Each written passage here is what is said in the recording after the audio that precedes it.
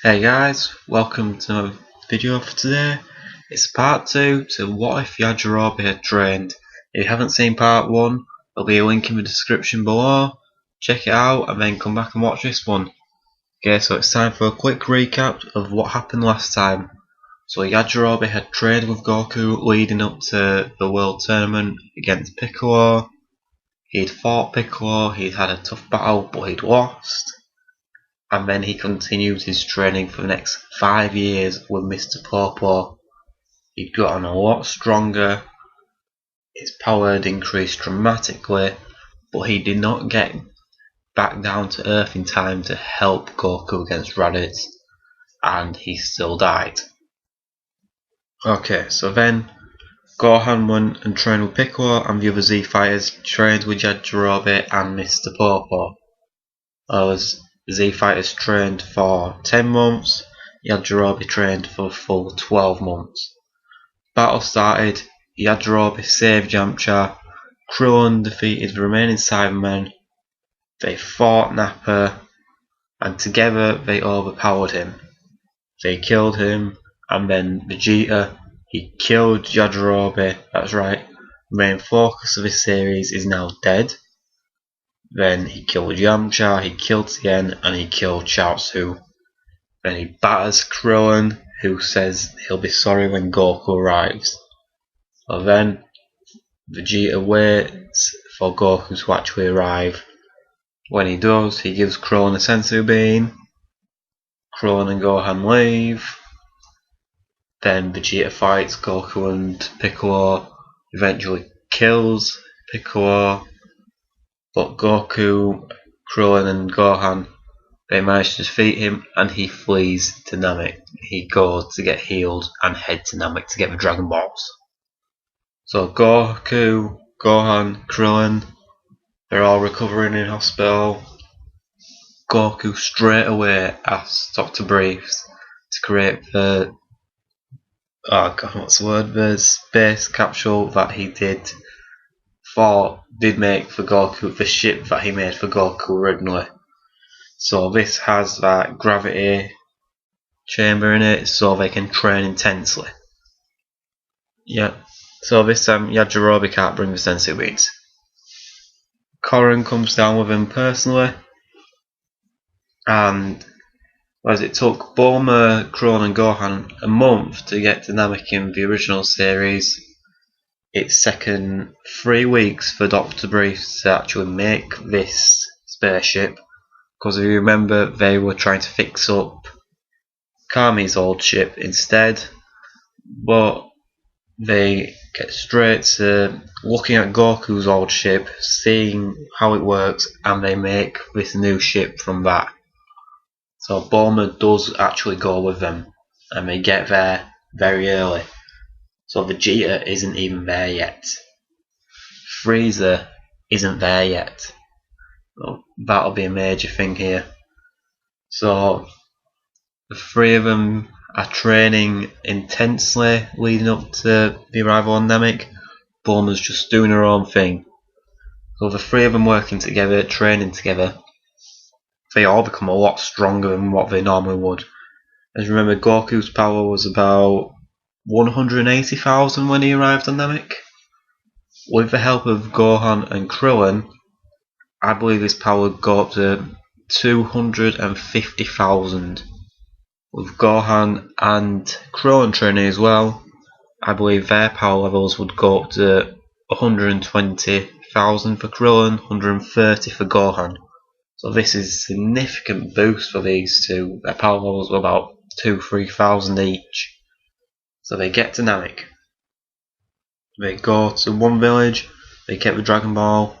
Another, it's quite simple, they're getting these Dragon Balls fairly quick. They've got 4, and this is when they can sense Frieza, Doria, and Zarbon all arriving. They sense these huge power levels, and they're prepared. They know that there's going to be a fight. This is when they get to Dende's village.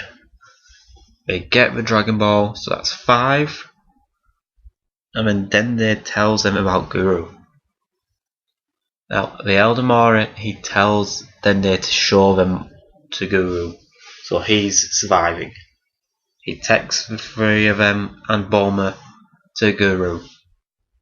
While this is happening, Frieza is going through all these villages, none of them have any Dragon Balls. So all 6 of them, they're hidden away in the cave, and Frieza, he doesn't have the Dragon Radar.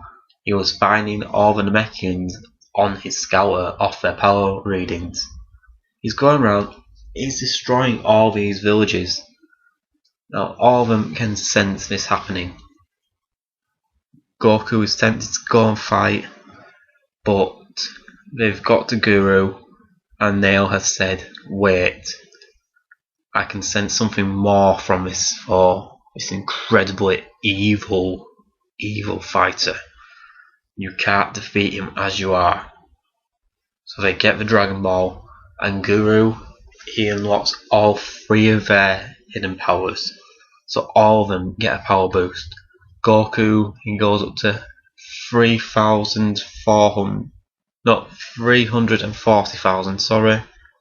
And Gohan, he gets up to about 200,000, because obviously he's got the most layer potential. Krillin, 160,000. So each of them individually, they outclass every member of the Ginyu Force. And that's it. They take the Dragon Ball and they hide a 6th one. They've got 6 in the cave and tell Bulma and Dende to stay there. The 3 of them now go off to find Frieza. Now they fight with Dodoria and Zarbon and kill him while Frieza is still in his ship. He has not gone out with him. He's annoyed. He's gone and called the Ginyu Force because he can't find the Dragon Balls. So Zarbon and Dodoria dead. That's it. All Frieza's top fighters, they're attacking and they're all gone. They just get wiped out. This is when Vegeta arrives. And now he can sense energy as well as having his scouter, and he knows that 3 of them are stronger. He's confused, he has no idea what's going on. Well, this is when Kui shows up and Vegeta kills him like he normally does. And Vegeta starts going around villages. He finds the last Dragon Ball. So he's got it, and as he did before, he hides it in the ocean. Now, the 3 fighters, they're looking for Frieza, but the Ginyu Force, they're a lot closer than what they were in the original timeline, just to add a bit more to this story. And they all arrive, and they find Vegeta first. They beat him up, and he's beaten to an absolute pulp. Ginyu takes Vegeta to Vegeta's ship, to Frieza's ship, to get him the healing pod. And while Ginyu's talking to Frieza, the other 4, they run into Goku, Krillin and Gohan. They start to fight, and all 4 of them, they're easily defeated. That's it. They're gone. But as Jace did in the original timeline, he escapes to get Captain Ginyu, who comes back and fights with Goku. Gohan's telling Gohan and Krillin to go find the other Dragon Ball. So they do. They leave, they've gone on the search. This is when Captain Ginyu uses his body switching technique. He does what he did normally, destroys his own body and switches bodies with Goku. He then goes to Frieza's ship with Jace and says, look what I found, I've got this body of this incredible fighter whose power level was over 300,000. Anyone that can stand up to us now, they're gone. We can't lose now, Frieza. Yeah, so Goku battered and bruised. Frieza has gone out personally looking for the Dragon Balls, while Captain Ginyu he's staying at the ship, keeping an eye on Vegeta. Vegeta wakes up and sees Kakarot. He goes and attacks him, and Ginyu, he's weak.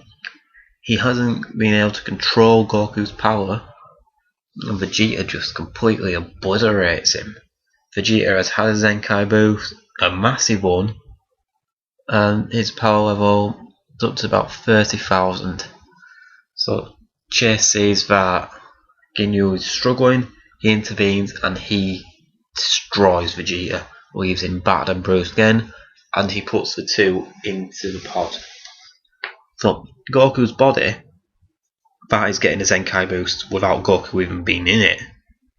So his power level would increase anyway. Vegeta's getting another one. So Chase won't be able to stop him when he gets out of the pod. Gohan and Krillin, they found the last Dragon Ball. They've brought it back to Bulma, but they're waiting for Goku to return. Goku is on his way to Frieza's ship. He's found Ginyu, he's found Vegeta, he's found Chaser, all out of the pods. Vegeta's just sat there. He doesn't know what to do right now. He's seen his Captain Ginyu, who Vegeta is really confused. He doesn't know what's happening. Gohan and Krillin, they sense that something's wrong. So Gohan goes to Frieza's ship. Now the fight begins. Gohan has to fight his father Ginyu in his father's body, and he's winning easily. This is when Ginyu tries the body switching, and Goku jumps in front of it. He's back in his normal body.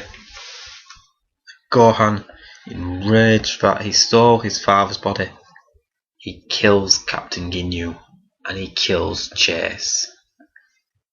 Okay guys, that's it for part 2. Now I know that I didn't actually mention Yajirobe because it's in this way it would only have been about 10-11 days.